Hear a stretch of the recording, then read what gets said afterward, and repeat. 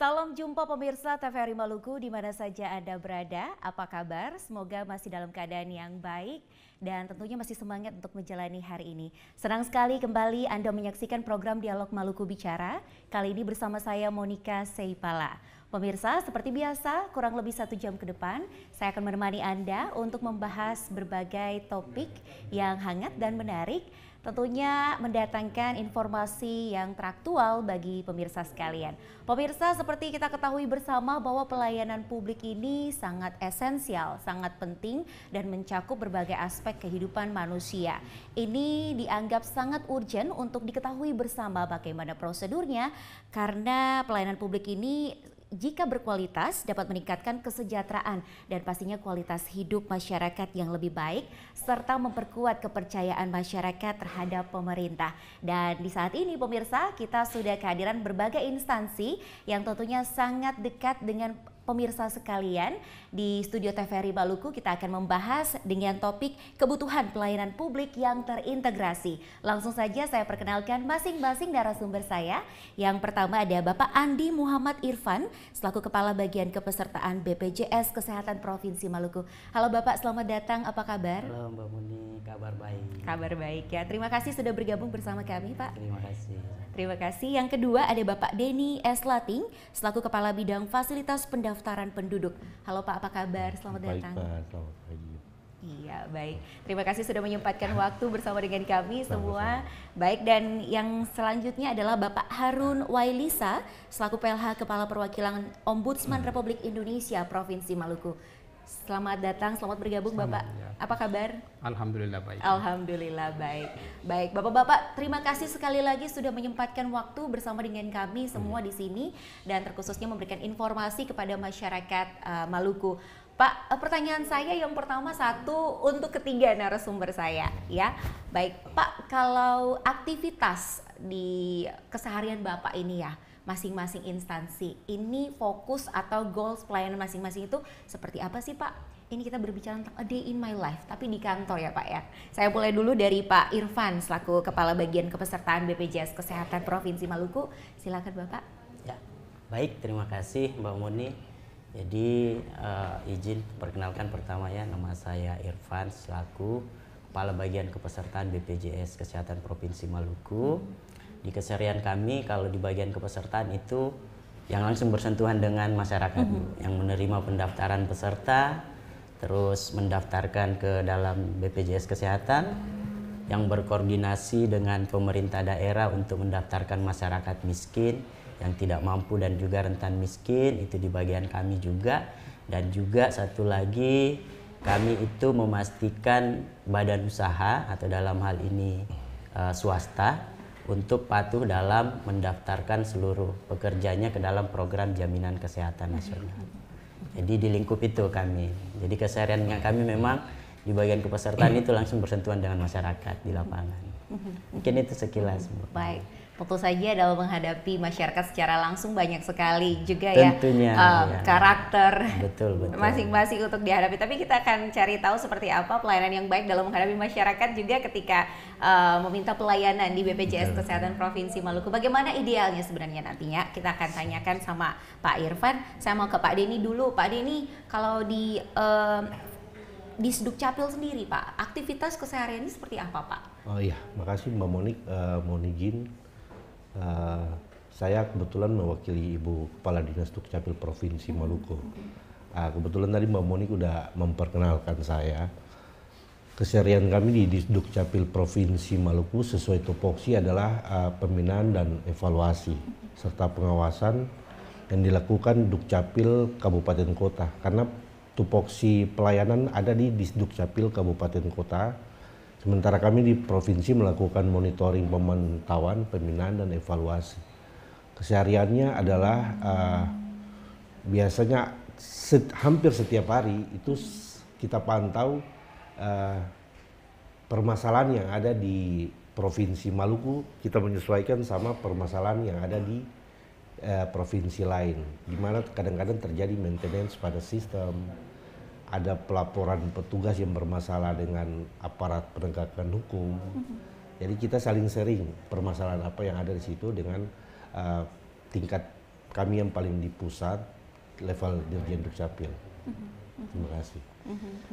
Baik, sama seperti BPJS Kesehatan, ini langsung berhubungan, bersentuhan langsung dengan masyarakat. Iya. Nanti kita tanya lagi SOP atau standar operasi pelayanannya seperti apa ya di Dukcapil nantinya.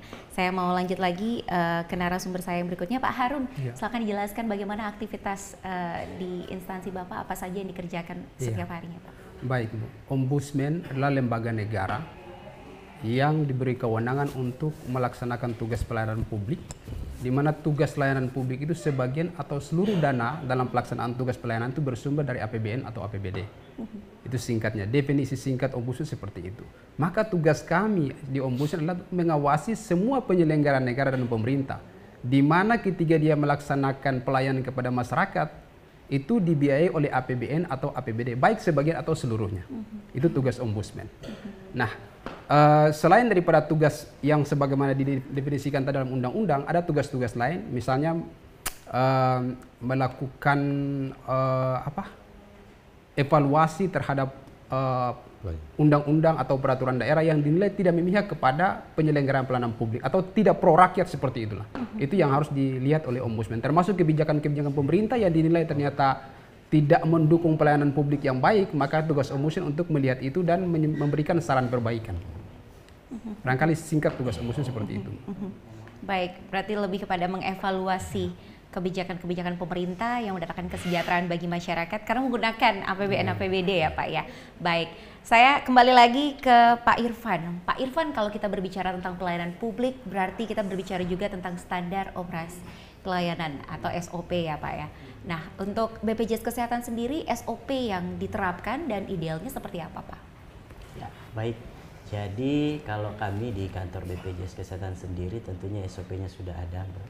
Jadi di kantor kami itu sudah dipecah-pecah tuh pelayanan, mana yang pelayanan cepat, mana yang butuh waktu lama, mana yang butuh waktu setengah jam. Jadi ada beberapa loket yang butuh pelayanan cepat bisa. Terus kalau yang butuh berhadapan dengan frontliner, SLA-nya juga sudah ada. Itu maksimal kami 30 menit, Mbak. Itu pelayanannya ya. Tapi yang waktu tunggunya ini yang maksimal 45 menit. Jadi 40 menit waktu tunggu dan pelayanan maksimal 30 menit. Tapi kan di BPJS Kesehatan itu seluruh segmen masyarakat, Mbak ya, kami layani. Jadi memang kendalanya menumpuknya antrian di kantor cabang. Tapi itu kita urai dengan tadi ada antrian cepat, ada juga antrian prioritas. Terus kalau yang bisa dilayani via online, itu kita ada kanalnya juga, Mbak. Iya, jadi tidak usah datang ke kantor. Kalaupun cuma mau rubah fasilitas kesehatan, nggak usah tuh masuk kantor. Oh iya, Mbak, install aja mobile JKN atau hubungi saja nomor layanan WA kami. Jadi dia sudah nggak kantor tuh. Mungkin itu, Mbak. Sudah sangat dipermudah sebenarnya masyarakat ya Pak ya.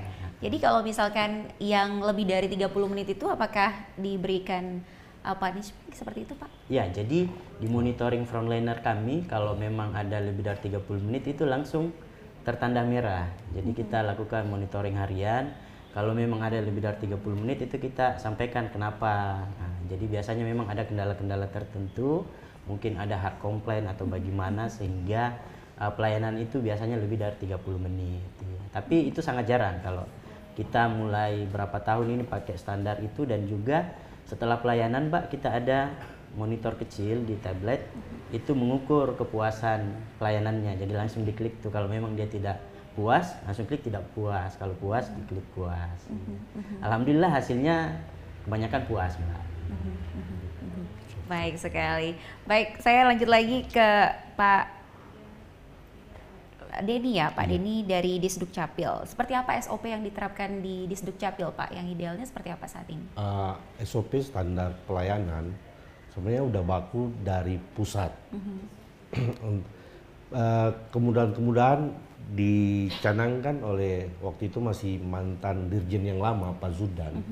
Misalnya untuk pengurusan KTPL itu cukup membawa fotokopi kartu keluarga, terus fotokopi kartu keluarga, lingkari daftar nama yang akan direkam, terus dilakukan perekaman dan pencetakan. SOP-SOP yang diterapkan dari pusat itu diberikan kemudahan, tapi pastinya ada penambahan di daerah. Karena kebanyakan terjadi masalah juga sih sebenarnya di daerah. banyak hal yang terjadi, akhirnya di daerah pada Dukcapil di kabupaten kota juga menambahkan beberapa item tambahan persyaratan yang sebelumnya nggak ada menjadi ada karena selalu kedapatan masalah pada saat terjadi pelayanan. Dan standar pelayanan yang sekarang kita ngambil contoh sampel di Kota Ambon sudah alhamdulillah, yang tadinya masih sangat lambat, masih ada calo berkeliaran, sekarang sudah alhamdulillah sekali. Kami kemarin di bulan kemarin Dukcapil Provinsi melakukan pengambilan belangko KTPL di pusat untuk membackup 6 kabupaten kota di Maluku yang sudah minim belangko KTPL-nya. Alhamdulillah dari Dirjen Dukcapil memberikan kami 22.000 keping, udah kami distribusikan ke kabupaten kota dan sudah terpenuhi ketersediaan belangko di kabupaten kota yang tadinya sudah minim. Demikian. Bisa dipastikan juga bahwa sebuah belangko yang diterima itu sudah didistribusikan dan diterima langsung oleh... Ya, sudah.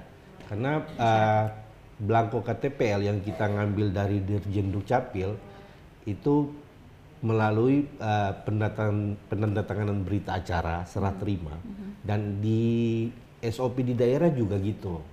Kepala dinas atau yang mewakili kepala dinas wajib menandatangani berita acara sama surat permintaan belangko KTP. Nah, bukti pengambilan sama serah terima itu kita dokumentasi semuanya. Dan itu di akhir tahun kita laporkan buat dalam bentuk satu dokumen pelaporan. Karena biar bagaimanapun belangko KTPL adalah dokumen negara, aset negara. Jadi memang harus terbukti pemakaiannya. Jadi kadang-kadang pemikiran masyarakat ya, itu kan cuma gini, cuma gitu. Nanti pada saat pengurusan pelayanan publik lainnya mulai pusing di situ.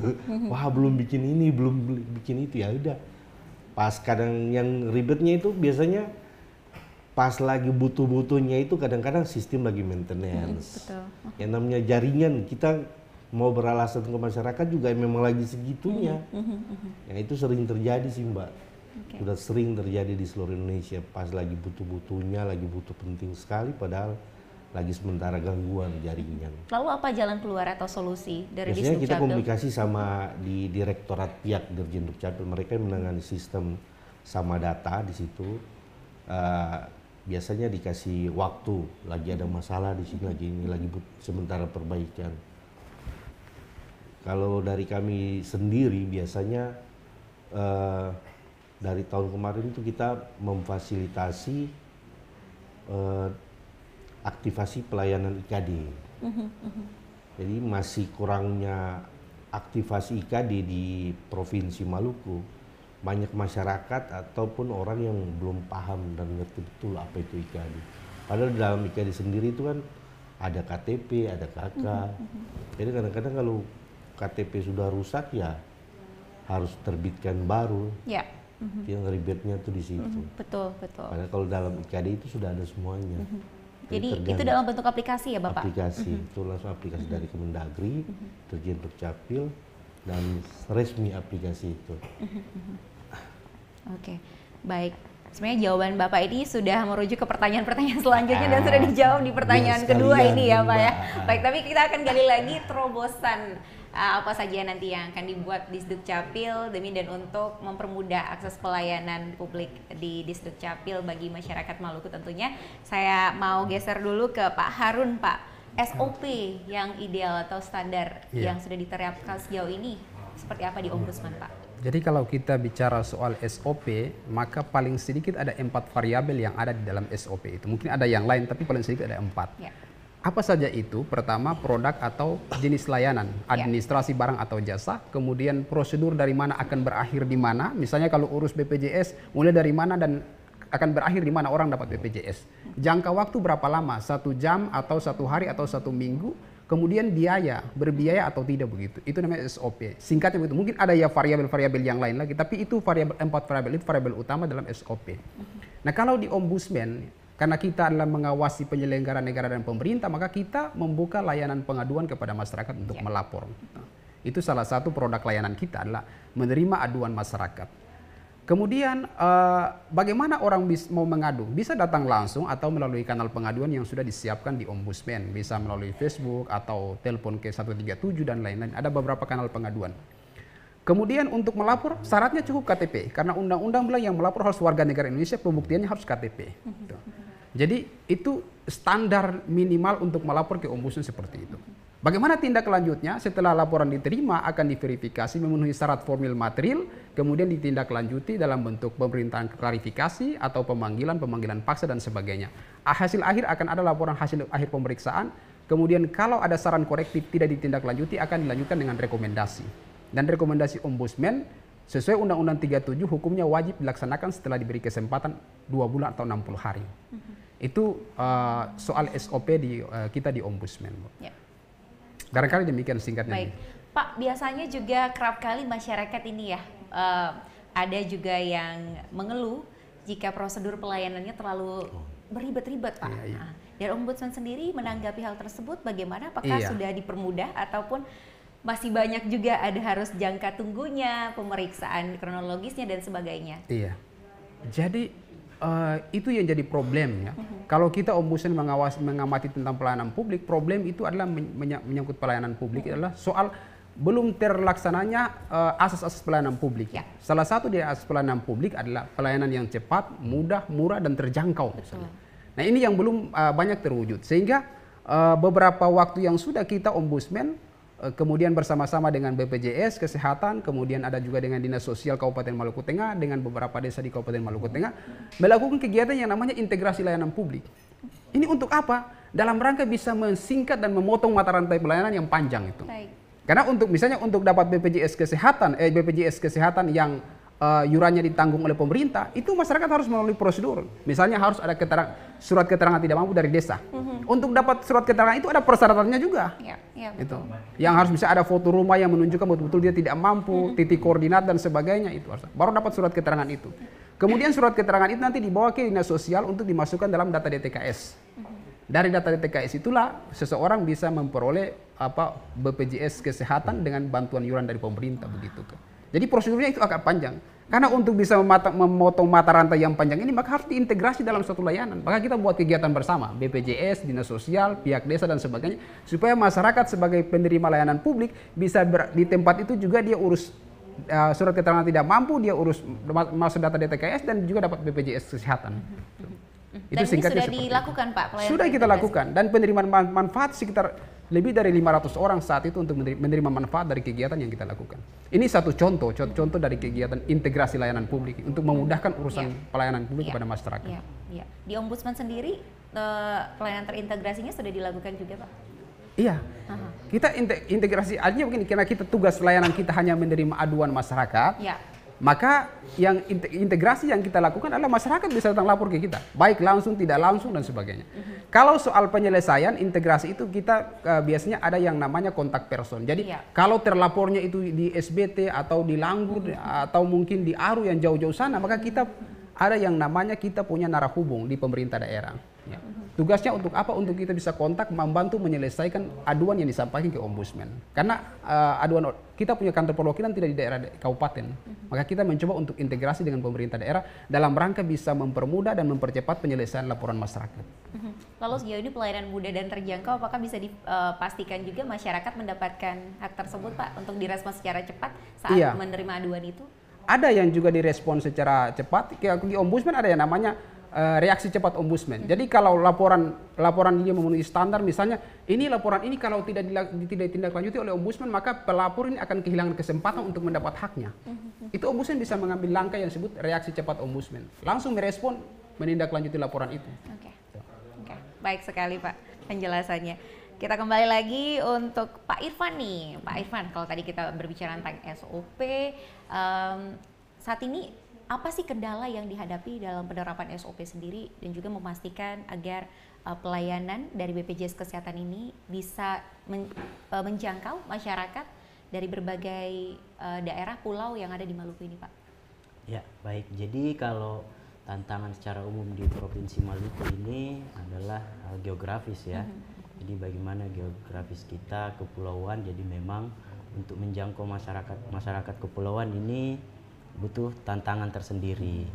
Tapi alhamdulillah kita juga bersinergi dengan stakeholder yang lain, di antaranya memang yang masyarakat yang di luar pulau itu dan teridentifikasi memang tidak mampu, itu pemerintah daerah menyiapkan anggaran untuk didaftarkan sebagai penerima bantuan iuran yang dibiayai oleh pemerintah daerah. Jadi data secara umum di masyarakat kepulauan itu kita tinggal tarik saja. Kita minta saja dari masing-masing desa mana datanya, baru itu kita langsung integrasikan masuk ke dalam sistem. Jadi memang butuh waktu untuk mengkoordinasikan data-data tersebut. Yang jadi tantangan juga ternyata masyarakat yang di kepulauan itu masih banyak yang bermasalah dengan NIK-nya. Nah ini yang menjadi tantangan. Memang kita selalu kolaborasi dengan Dukcapil dan kami memang sangat mengapresiasi kegiatan dari Ombudsman yang mengajak untuk integrasi pelayanan publik. Di beberapa kesempatan kita sudah melaksanakan beberapa kegiatan bersama, jadi memang dikumpulkan tuh. Memang memotong cepat tuh mata rantai itu, karena sebelumnya kalau masyarakat ingin mendapat bantuan dari pemerintah dalam bentuk BPJS Kesehatan memang harus melalui desa, terus dinas sosial, baru ke BPJS Kesehatan. Jadi itu disatukan kemarin, jadi memang mempercepat pelayanan publik ke masyarakat. Secara umum begitu, Mbak. Lalu sejauh apa sih Pak masyarakat mengetahui informasi ini dan apakah sudah terdaftar atau bisa mengakses pelayanan tersebut, Pak? Ya. Jadi kalau secara gambaran makro di Provinsi Maluku, jumlah kepesertaan di Provinsi Maluku itu sudah 97% cakupannya. Jadi dari 100 orang 97 itu sudah terdaftar BPJS Kesehatan. Jadi memang secara umum sudah terdaftar masyarakat ini, cuman memang tantangannya ada di kepesertaan aktif. Nah, salah satu inovasi yang kami laksanakan juga di BPJS Kesehatan, Mbak, selain dari BPJS keliling tadi yang kita sinergikan juga dengan Ombudsman, ada juga pelayanan kami, pelayanan online, Mbak. Jadi kalaupun daerah itu tidak bisa terjangkau oleh kendaraan atau butuh naik speed 2 jam, 3 jam, 4 jam, tapi ada sinyal, kita bisa lakukan pelayanan di situ. Kita sudah melakukan PKS dengan masing-masing desa, jadi kita tunjuk PIC di desa untuk menyiapkan laptop, Mbak. Jadi kita melayani via Zoom. Itu sudah berjalan di masing-masing kabupaten kota di wilayah Provinsi Maluku. Mungkin itu, Mbak. Dan ada kebijakan dari pemerintah pusat untuk memberikan layanan BPJS Kesehatan juga untuk para nelayan dan petani. Apakah sudah diterapkan sejauh ini? Bagaimana Pak proses penerapannya di Provinsi Maluku sendiri? Ya, jadi kalau untuk nelayan dan petani, untuk nelayan itu kita juga sudah koordinasikan dengan Kementerian Kelautan yang ada di sini. Jadi memang datanya itu sudah kami sinkronkan, Mbak. Mana penerima bantuan yang di nelayan ini dan juga mana data DTKS yang sudah terdaftar sebagai peserta BPJS Kesehatan. Jadi sudah dilakukan sinkronisasi atas data itu. Tapi memang dasarnya ada di DTKS, Mbak. Jadi satu data kita untuk penerima bantuan itu masuk semua di DTKS. Data itu yang kita jadi pedoman untuk pendaftaran BPJS Kesehatan. Baik, tentu saja masyarakat juga curious atau ingin sekali mengetahui bagaimana prosedurnya untuk pendaftaran. Tapi kita simpan dulu, kita akan break sejenak Bapak-Bapak untuk kembali lagi ke segmen selanjutnya. Tetaplah bersama kami di Dialog Maluku Bicara.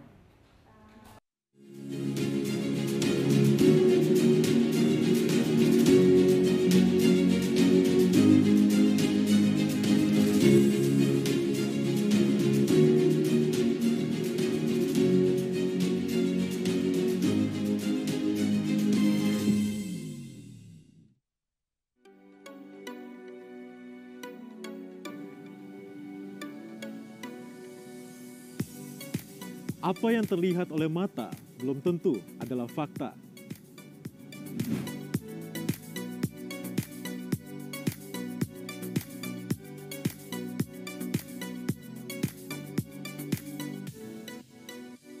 Ada kompleksitas yang perlu dieksplorasi untuk mendapatkan validitas informasi.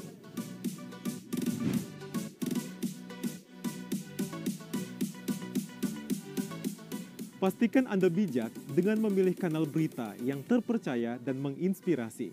Hilangkan ragu dengan mencari rujukan yang pasti. Maluku hari ini untuk publik Maluku yang cakap literasi.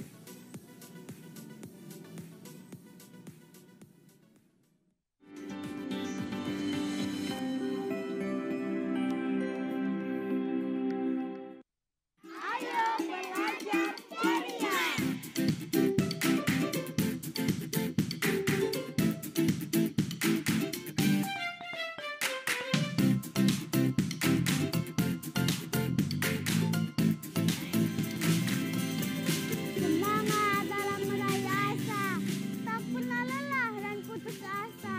Berdoa pada Sang Kuasa sebagai generasi penerus bangsa.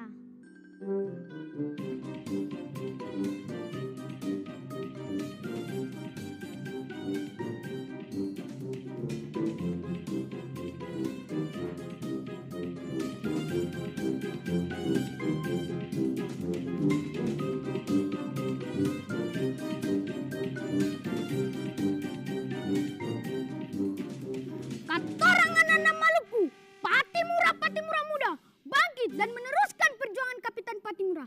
Lawa minang haulala, maju terus, pantang mundur. Burung kirian, burung cendrawasih, cukup sekian dan terima kasih.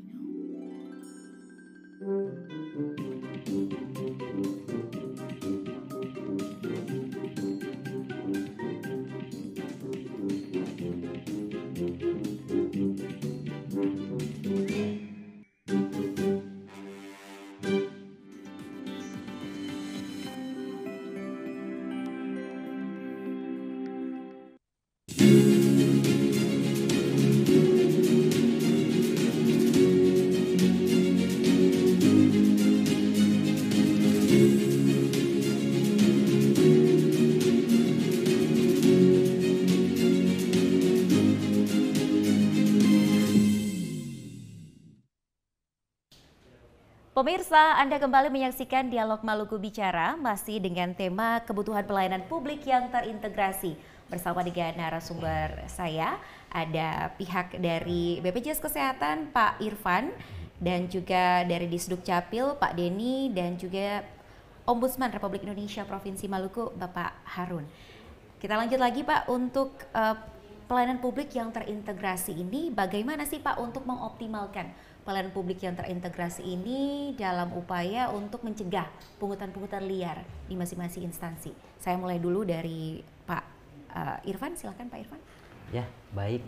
Jadi kalau kami di BPJS Kesehatan pelayanan terintegrasi itu untuk by sistem itu sudah dengan Dukcapil. Jadi by aplikasi kita sudah terintegrasi dengan Dinas Dukcapil. Kalau ada yang sudah membuat KTP itu sudah langsung bisa kelihatan datanya di kami. Terus juga integrasi dengan stakeholder lain, diantaranya Dinas Sosial, di data DTKS-nya dan juga Pemda dalam hal ini Dinas Kesehatan. Terkait dengan pungli, alhamdulillah kalau di kami itu Mbak untuk proses pendaftaran memang tidak bisa diwakili untuk pendaftaran, dan juga kalau di kami semua proses pelayanan itu gratis, tidak dipungut biaya. Jadi selain di pelayanan di kantor cabang, kalaupun diwakilkan itu kita harus meminta surat pernyataan. Surat kuasa seperti surat itu ya, kuasa ya. Jadi ada surat kuasa untuk mengurus BPJS Kesehatan, dan juga kita pantau Mbak, kan di awal-awal dulu BPJS Kesehatan beroperasi banyak tuh calo-calo. Ya, betul. Jadi kita tahu tuh, oh ternyata ini kita lihat dia sering datang, kita sudah tandai tuh blacklist nih calo-calo ini. Alhamdulillah sekarang sudah hampir tidak ada Mbak. Walaupun mungkin karena calo juga kadang banyak juga caranya Mbak ya. Betul, betul. Jadi tapi ada juga kadang masyarakat yang membutuhkan jasa itu. Kami juga bingung. Tapi memang selain pelayanan di kantor, pelayanan online juga kami buka Mbak. Pelayanan online itu jadi BPJS Kesehatan kami pure pelayanan online itu tanpa harus ke kantor BPJS Kesehatan semuanya bisa beres. Pelayanan online kami itu ada di website, ada di layanan WA Pandawa kami, terus ada di call center. Itu di mobil JKN tanpa harus ke kantor BPJS Kesehatan itu sudah harus selesai. Jadi untuk masalah pencetakan kartu apa tidak ada, sekarang kami menggunakan single identity number mengikuti kebijakan pemerintah yaitu menggunakan NIK. Jadi berbasis KTP saja sudah pelayanan online. Sudah selesai semua urusan BPJS Kesehatan tanpa harus ke kantor BPJS. Jadi datang aja bawa KTP Pak ya? Iya, bawa menunjukkan KTP, NIK saja. NIK saja sudah bisa. Jika kedapatan bermasalah pada saat itu Pak, pada saat pelayanan, NIK-nya bermasalah, apa rujukannya Pak? Ya, jadi kalau di rumah sakit itu kami ada petugas penanganan informasi, ya, PIPP. Jadi bisa melapor ke situ, kita langsung koordinasikan atau bisa melapor via online tadi di Pandawa dan lain sebagainya atau aplikasi mobile JKN. Biasanya kalau masalah kecil saja, kalau sudah di rumah sakit itu biasanya karena nonaktif saja Mbak. Selain karena pertama mungkin menunggak, yang kedua datanya penduduk itu tidak valid di Dukcapil. Dia belum pernah update atau belum melakukan perekaman, masih data lama Mbak. Nah, itu saja mungkin biasa permasalahan di fasilitas kesehatan. Baik. Terima kasih penjelasannya Pak. Kita kembali lagi ke Pak Denny. Pak Denny, seperti apa di Dukcapil dalam mengoptimalkan pelayanan publik terintegrasi dalam upaya untuk pencegahan pungli Pak? Ya, baik. Tadi sebelumnya juga sudah kami kemukakan. Banyak hal yang kami berusaha kami rubah di Provinsi Maluku dalam rangka optimalisasi pelayanan sampai dengan pencegahan publik. Kalau terkait dengan pencegahan pelayanan pungli, itu kembali juga sama kesadarannya masyarakat. Mau melalui sistem antri sesuai SOP, tidak melalui calo, dan kalau masyarakat mau yang cepat, tidak dalam proses pengurusan pelayanan, alhasil menggunakan tenaga calo yang berkeliaran di seputaran situ. Beberapa kali sudah terjadi penangkapan OTT oleh misalnya Kadis Kota Ambon, terjadi seperti itu. Dan dalam rangka peningkatan percepatan pelayanan, kami selalu terintegrasi, salah satunya yang tadi dikemukakan oleh Pak Irfan. Terjadi misalnya permasalahan terkait NIK, itu kadang-kadang NIK juga tidak dilaporkan atau dinonaktifkan sementara. Karena misalnya contohnya 7-8 tahun lalu di datanya itu masih terlapor statusnya pelajar atau masih SMP ataupun SMA. Nah, sampai dengan 8-9 tahun sekarang statusnya itu masih sama. Sementara dasar pelayanan Dukcapil adalah pelaporan dan pencatatan, di mana masyarakat melaporkan, Dukcapil mencatat dan menerbitkan dokumen kependudukan sesuai dengan kebutuhan si pelapor. Kalau sampai dengan saat ini, alhamdulillah, walaupun kita masih bergantung sama yang namanya pembiayaan dari daerah, terus keterbantungan dari sistem yang dari pusat di daerah, ya kadang-kadang kita mengalami kendala sistem biasanya. Itu paling sering. Tapi alhamdulillah dari teman-teman di BPJS kemarin kami sempat konsultasi, ternyata Pak Irfan sendiri paling sering nongol main di Dukcapil Provinsi sama teman-teman kami di teknis. Demikian. Jika kedapatan masyarakat mengakses pelayanan, contohnya di BPJS Kesehatan, lalu NIK-nya belum aktif Pak, apa yang harus dilakukan oleh masyarakat tersebut pada saat itu? Itu harus dilaporkan ke Dukcapil. Biasanya kita lakukan pelacakan di sistem siap misalnya, atau sistem KTPL. Terjadi seperti tadi ada penonaktifkan sementara NIK ataupun NIK ganda. NIK ganda ini biasanya terjadi karena yang bersangkutan tadinya berdomisili misalnya di Masohi, dia pindah ke Ambon, dia tidak memindahkan data domisili yang lama, NIK dan domisilinya ke Kota Ambon. Alhasilnya ke Kota Ambon dia laporkan ke Dukcapil untuk dibuatkan NIK sama KTP Kota Ambon juga. Nah, timbullah NIK ganda di situ. Kalau untuk kartu keluarga masih bisa muncul, tapi kalau di KTP sistem tolak untuk cetak. Karena muncul nanti tulisan nik ganda. Itu muncul langsung dalam sistem otomatis, sistem yang nolak, bukan manusianya yang nolak. Jadi nanti ditelusuri juga kenapa sampai muncul kayak ini. Ternyata sidik jari, iris mata itu double semua pada 2 kabupaten. Oh ternyata ya. Dari situ nanti kita panggil yang bersangkutan, terus bikin usulan ke pusat melalui aplikasi Delika guna penghapusan salah satu identitas yang tadinya perekaman ganda itu. Mana yang mau dipakai? Tapi biasanya yang dipakai itu yang pertama, nik pertama itu. Jadi, berarti masyarakat tersebut harus ke kantor di Sdukcapil atau bisa diakses langsung lewat online, Pak? Bisa ke akses online di websitenya, bisa juga di instansi yang dia sudah mendatangi, sudah pindah, untuk membantu dia mengkomunikasikan kepindahannya dia. Cuman kadang-kadang terjadi masalah gini, Mbak Moni. Proses pindah wajib mengisi formulir. Pernah beberapa kali terjadi di Indonesia pada umumnya. Itu petugas Dukcapil itu dipanggil oleh kepolisian. Dengan alasan? Dengan alasan si istri pindah tanpa sepengetahuan si suami. Dan itu diproses di kepolisian. Untungnya formulir itu, Pak, itu sebagai bahan bukti. Ini buktinya yang ngisi formulir nih istri sendiri. Jadi bukan kami mengada-ada, bukan melalui orang lain. Jadi kami petugas nggak mau tahu sama yang namanya ada masalah rumah tangga apa enggak. Kan dasarnya kami cuma itu, pelaporan sama pencatatan. Dilaporkan oleh masyarakat, petugas wajib menindaklanjuti. Jadi kadang-kadang kalau mohon maaf apabila ada tambahan dalam SOP, ada tambahan dalam persyaratan, ya itu menyesuaikan karena terjadi kendala-kendala masalah seperti itu, makanya ada tambahan.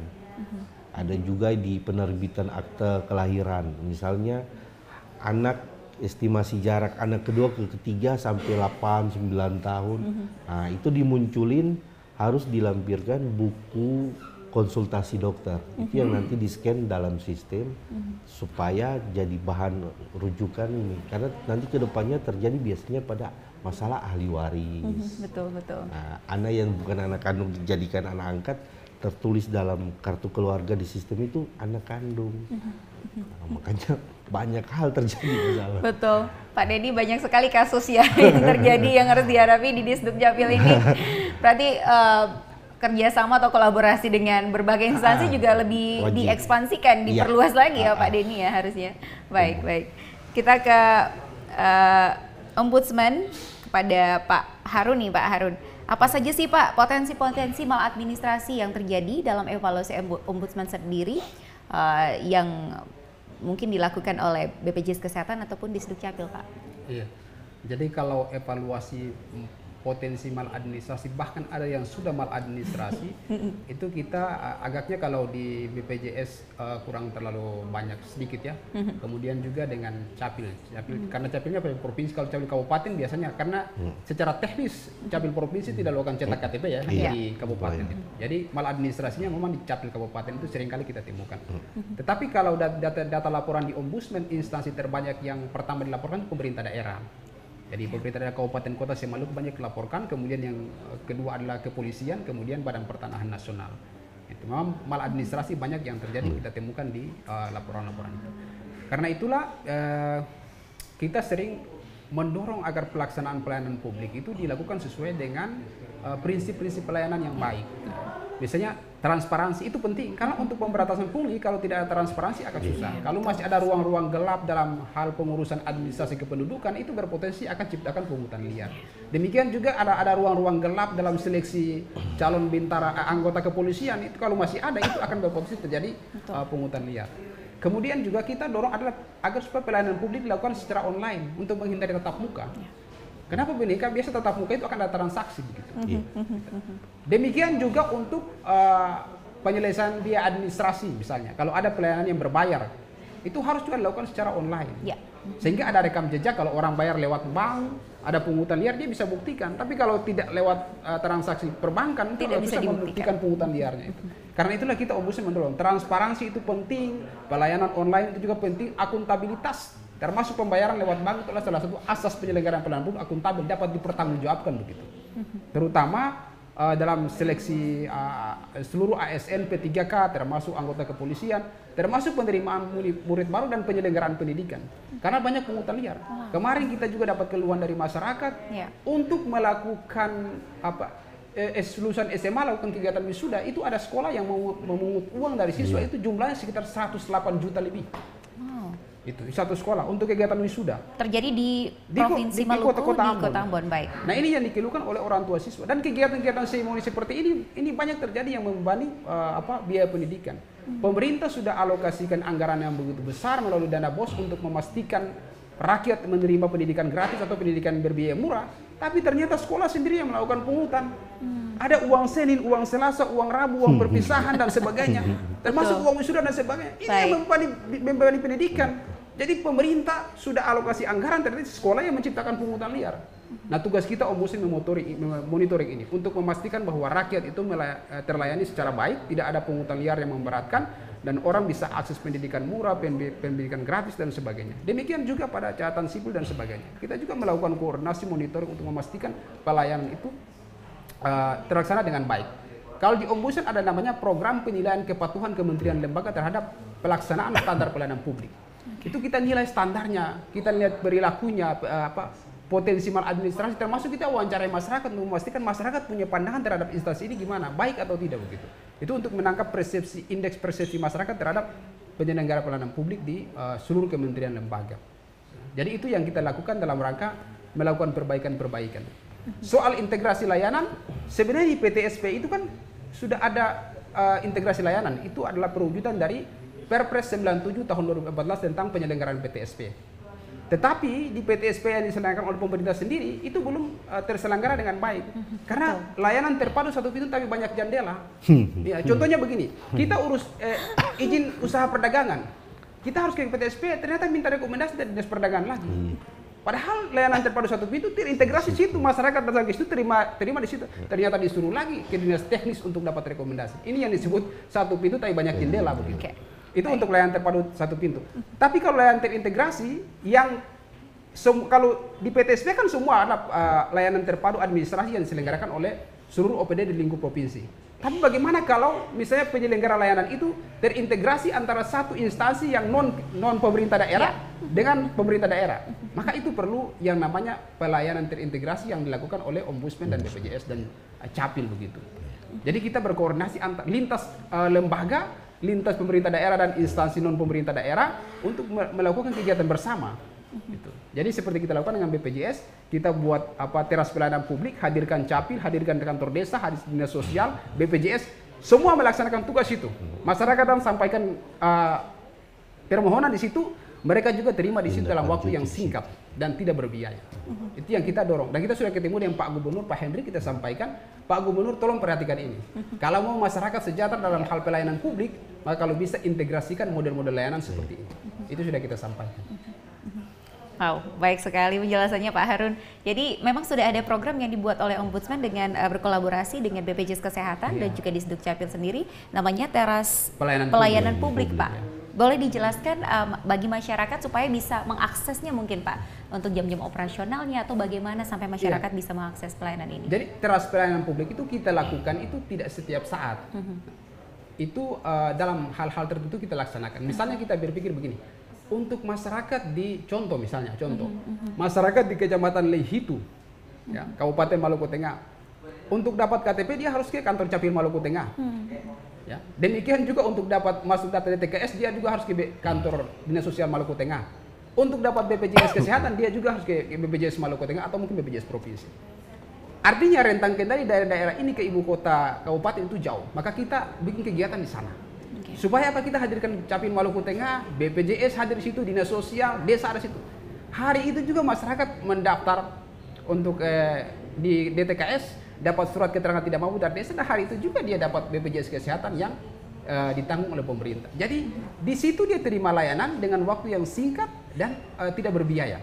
Nah, kita ingin juga hal-hal ini juga dipraktikkan daerah-daerah lain, mungkin di Maluku Tenggara Barat atau di Aru yang daerah-daerah kepulauan di mana masyarakat susah untuk terkendala oleh letak geografis yang susah untuk dijangkau ibu kota kabupatennya, maka kita bikin kegiatan seperti ini harus di tempat-tempat seperti itu. Atau di Maluku Tengah bisa dibuat di Banda, karena orang dari Banda ke ibu kota kabupaten kan jauh.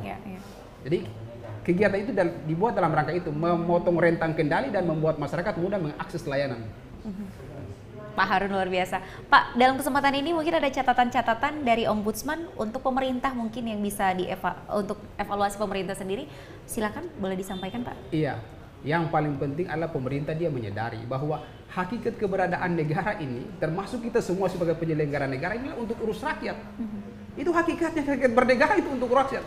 Memastikan rakyat sejahtera. Sejahtera itu bukan membangun bangunan-bangunan yang tinggi atau orang makan kenyang perutnya besar, bukan ukuran itu saja. Tapi sejahtera itu orang datang ke unit layanan publik, dia diterima dengan penuh hormat, dia dilayani dengan bahasa tubuh yang penuh hormat, terus dia antri dengan daftar antri yang teratur, tidak ada pungutan liar, urusannya cepat, mudah, kemudian tidak berbiaya atau gratis dan sebagainya. Itu merupakan filosofi layanan publik yang baik. Maka pemerintah harus bertindak merumuskan layanan publik itu rujukannya ke arah ini. Supaya apa? Masyarakat ini merasa sejahtera, merasa bahagia ketika urusan dengan pemerintah. Tapi kalau orang datang ke Capil di kabupaten, ternyata ruang tunggunya juga tidak AC, tunggunya bisa berhari-hari, belum lagi ada banyak pungutan liar, itu kan potret pelayanan publik tidak bagus. Kemudian seluruh dinas-dinas yang pengguna jasa layanan banyak seperti PTSP, kemudian Capil, ini wajah pemerintah. Baik buruknya pemerintah terlihat dari pelayanan di Capil dan PTSP. Kalau pemerintahnya baik, bupatinya dianggap baik, apabila pelayanan di PTSP dan Capilnya baik. Orang datang mudah, murah, cepat dan sebagainya, senang dan bahagia orang. Itu yang harus diwujudkan ke arah sana. Jadi pesan saya, pemerintah, provinsi, kabupaten harus bisa memahami pelayanan publik.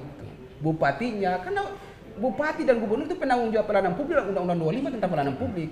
Demikian juga Pak Sekda itu penyelenggara layanan publik. Jadi harus tahu ini, baik buruknya pelayanan publik, tanggung jawabnya ada pada mereka begitu. Nah ini yang mereka tidak paham. Jadi kita Ombudsman selalu mendorong pemerintah daerah ini dengan berbagai cara yang kita buat supaya pemerintah ini bisa mewujudkan pelayanan publik yang baik, yang berkualitas, dan rakyat bisa merasakan kehadiran pemerintah itu betul-betul bermanfaat. Demikian. Wow, luar biasa. Terima kasih Pak untuk informasi dan juga sekalian ini evaluasi dan saran bagi pemerintah provinsi dan juga pemerintah daerah dalam hari ini Bupati dan juga Wali Kota yang ada di 11 Kabupaten Provinsi Maluku ya. Baik, saya kembali lagi ke BPJS Kesehatan Pak Irfan. Pak Irfan, kalau kita berbicara tentang program prioritas dan juga mungkin program-program terobosan yang dilakukan oleh BPJS Kesehatan sendiri di tahun ini, apa saja sih Pak yang sudah dicanangkan dan dapat diakses untuk masyarakat demi dan untuk kesejahteraan masyarakat secara luas di program Provinsi ini ya, baik. Jadi di BPJS Kesehatan sendiri kami ada program yang namanya BPJS Keliling. BPJS Keliling ini yang kami sinergikan juga dengan teras Ombudsman tadi, teras pelayanan publik. Jadi BPJS Keliling, kalau BPJS Keliling kami rutin ada di masing-masing kabupaten kota, dan juga kalau di Kota Ambon itu kami ada di beberapa tempat keramaian.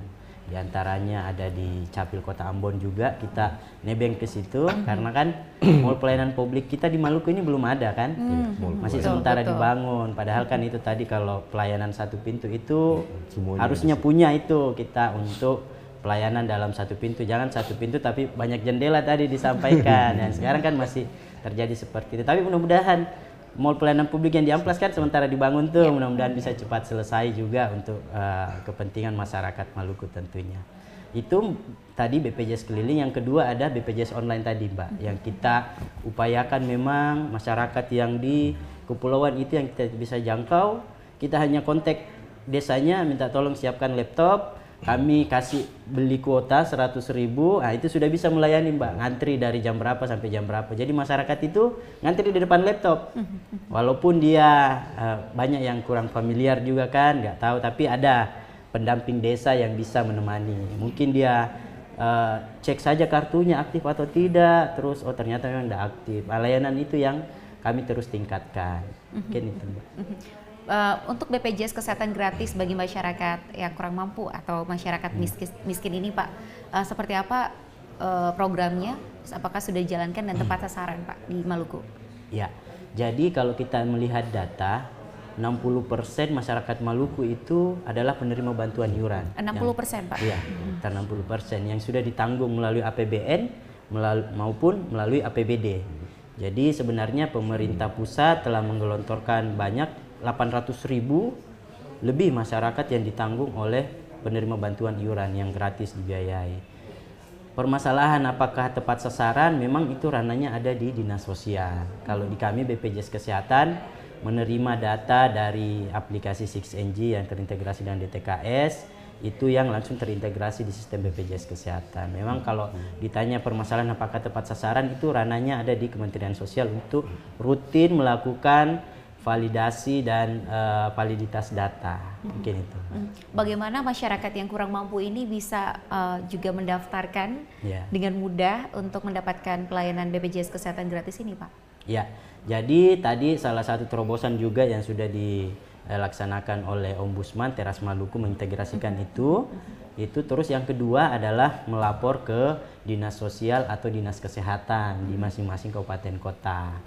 Biasanya Dinas Kesehatan itu, pemerintah daerah itu menyiapkan anggaran tambahan di Dinas Kesehatan bagi masyarakat memang yang betul-betul miskin dan kurang mampu atau rentan untuk didaftarkan. Tapi memang butuh verifikasi dari dinas terkait. Jadi kalau memang ada merasa tidak mampu, bisa ke Dinas Sosial masing-masing kabupaten kota atau ke Dinas Kesehatan.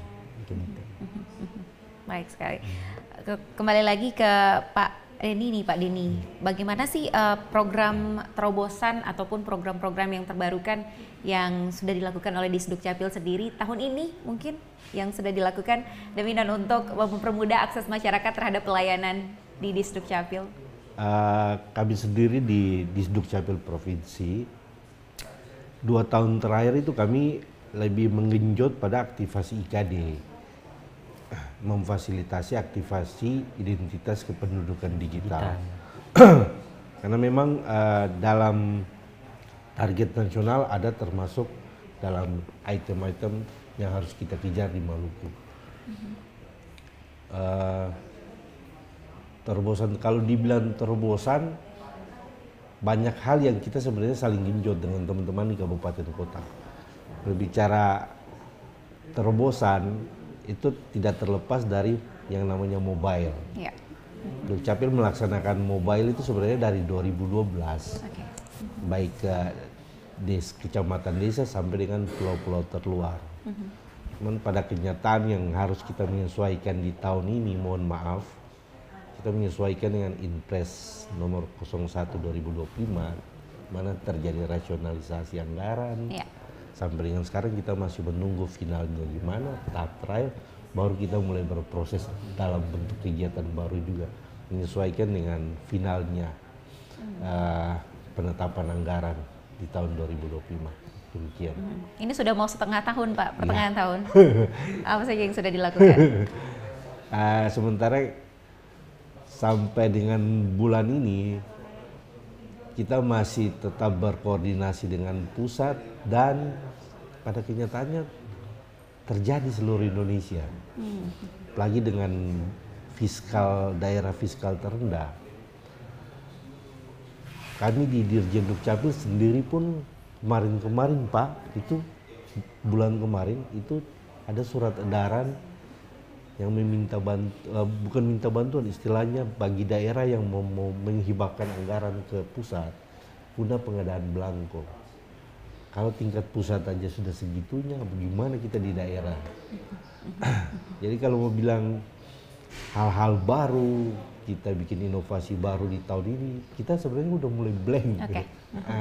Kayak itu terkendala dari kebijakan pusat, imbasnya kita di daerah semua yang kena. Demikian. Baik Pak Denny.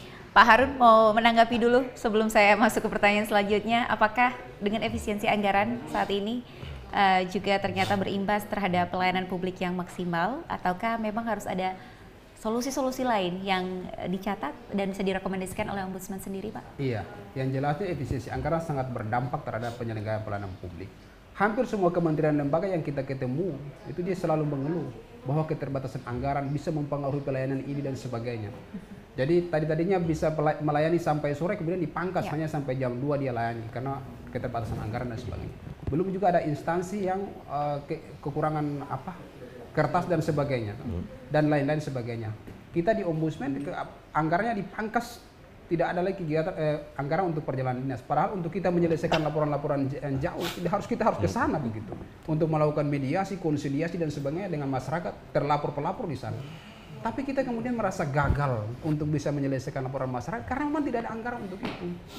Jadi pemerintah mestinya kalau ketiga efisiensi ini bisa dipikirkan efisiensi dalam sektor yang mana. Efisiensi harus tepat sasaran. Jangan sampai alasan efisiensi mengorbankan pelayanan publik kepada masyarakat. Itu yang saya sampaikan. Baik, saya terima kasih Pak Harun penjelasannya. Baik, Bapak-Bapak sekalian, para narasumber saya, kita sudah tiba di closing statement untuk segmen ini. Saya persilakan masing-masing narasumber untuk menyampaikan kesimpulannya, yakni ajakan untuk masyarakat untuk turut terlibat merasakan langsung manfaat pelayanan terintegrasi dari masing-masing instansi. Saya mulai dulu mungkin dari Pak Irfan, silakan Pak Irfan. Ya, baik. Jadi tadi seperti yang disampaikan Ombudsman, salah dua efektivitas pelayanan publik itu transparansi dan juga pelayanan online. Di BPJS Kesehatan sendiri, alhamdulillah kita telah mengadopsi pelayanan full online. Jadi biasanya ada kementerian lembaga layanan online itu setengah-setengah, Mbak. Jadi harus datang lagi ke kantor. Kalau di kami BPJS Kesehatan itu sudah bisa full selesai di layanan online. Jadi kami mengajak masyarakat bahwa pelayanan sekarang ini sudah banyak yang bisa selesai diakses secara online. Jadi selain menghemat waktu, terhindar juga dari calo-calo dan lain sebagainya, nah itu bisa memanfaatkan pelayanan online. Apalagi pasca pandemi kan, ya mungkin generasi X, milenial itu sudah familiar sekali dengan namanya literasi digital. Jadi mungkin kalau ada orang tua yang ingin mengecek BPJS-nya atau hal-hal administrasi lainnya, itu bisa disampaikan ke anaknya, minta tolong dulu urus BPJS-ku ini, bisa online. Nah, itu tinggal di browsing saja, Mbak. Itu bisa selesai secara online tanpa harus ke kantor BPJS Kesehatan. Mungkin itu dari BPJS Kesehatan. Terima kasih. Baik, terima kasih Pak Irfan. Silakan untuk Pak Denny. Iya, langsung saja Mbak. Bapak Ibu, Saudara, adik-adik, mari katong urus katong pun dokumen kependudukan parkatun sendiri pun baik. Jangan melalui orang, jangan melalui calo, jangan main uang. Karena itu cuman oknum yang mencari di luar prosedur. Jangan katong malas, jangan katong ikut orang pun mau, bikin parkatong pun baik sendiri. Jika ada oknum yang dong basudara dong ketemu di luar, yang main uang ataupun melalui calo, tolong video. Kalau ada petugas yang minta uang, tolong video dong, laporkan dong, katong proses sama-sama, katong kawal sama-sama. Terima kasih. Baik, terima kasih Pak Denny. Silakan untuk kesempatan yang terakhir saya berikan kepada Pak Harun, silakan. Iya, yang pertama untuk masyarakat kan, negara ini hadir untuk urus Anda, urus rakyat ini. Jadi apabila ada penyelenggara pelayanan publik atau penyelenggara negara yang melakukan tugas pelayanan kepada Anda, baik di level pemerintah pusat, kementerian di pusat sampai ke desa misalnya, ada melakukan penyimpangan, misalnya penundaan berlarut, pengabaian kewajiban hukum, kelalaian, pungutan liar dan sebagainya, maka lapor itu. Karena itu adalah Anda melaksanakan hak Anda. Kalau Anda melapor itu Anda melaksanakan hak Anda. Untuk apa? Untuk bisa memastikan dan mengawasi pemerintah ini. Iya. Jadi melapor itu sesuatu tindakan yang sangat mulia. Karena itu bagian dari peran aktif Anda untuk mengawasi dan memperbaiki pemerintah. Yang berikut kepada pemerintah, seluruh aparatur pemerintah sebagai penyelenggara negara. Karena setiap orang ada masanya dan setiap masa ada orangnya dan hidup ini hanya sepotong kisah, maka jadilah seorang birokrat yang baik untuk dikenang oleh orang lain. Demikian, terima kasih. Baik sekali. Sekali lagi terima kasih banyak untuk seluruh narasumber saya, Pak Harun, Pak Denny, dan juga Pak Irfan. Sukses dan sehat selalu. Amin. Dan kita akan nanti ketemu dengan berbagai topik lainnya untuk kepentingan masyarakat Provinsi Maluku pada umumnya. Terima kasih sekali lagi. Baik pemirsa, dan demikian Dialog Maluku Bicara untuk edisi kali ini terkait kebutuhan pelayanan publik yang terintegrasi. Semoga informasi tadi bermanfaat dan juga memberikan akses-akses kemudahan bagi masyarakat untuk dapat menikmati pelayanan publik yang lebih baik dan tentunya masyarakat dapat memperoleh hak-haknya secara layak. Akhir kata, saya Monica Seipala mewakili seluruh kru yang bertugas hari ini mengucapkan terima kasih banyak atas perhatian Anda dan sampai jumpa dalam episode selanjutnya. Terima kasih.